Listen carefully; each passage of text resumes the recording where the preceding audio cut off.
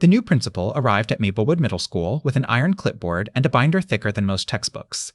"I've reviewed your curriculum," Principal Thorne announced at the first staff meeting, "and I've identified several areas of non-compliance." Mrs. Peterson, the veteran English teacher, watched as Thorne circled the room like a hawk, making notes on every deviation from the official lesson plan template.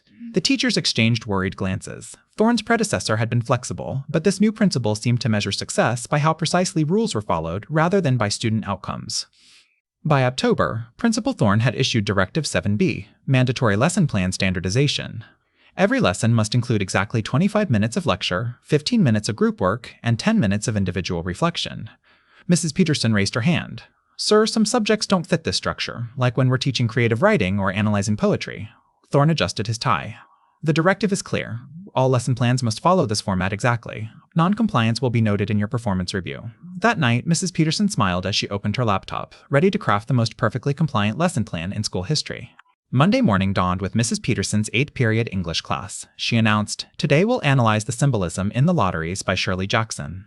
She then spent exactly 25 minutes reading the story aloud with robotic precision. For group work, she divided students into groups of exactly 4 and instructed them to discuss the stories for precisely 15 minutes without any guidance. During individual reflection time, students stared blankly at their notebooks while Mrs. Peterson timed them with a stopwatch. The next day, every teacher in the building submitted identical lesson plans, 25 minutes of reading, 15 minutes of meaningless group work, 10 minutes of silent staring. The school hallways buzzed with confused students who had learned nothing.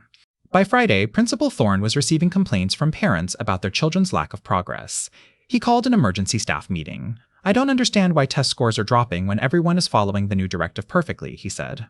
Mrs. Peterson raised her hand.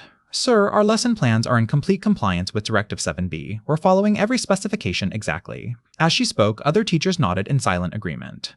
Thorne's face flushed as he realized his own rules had created educational chaos. The following Monday, a revised memo appeared in teachers' boxes. Directive 7B amended to allow flexibility in teaching methods. Mrs. Peterson smiled as she planned her next lesson on poetic devices, complete with meaningful activities that actually help students learn.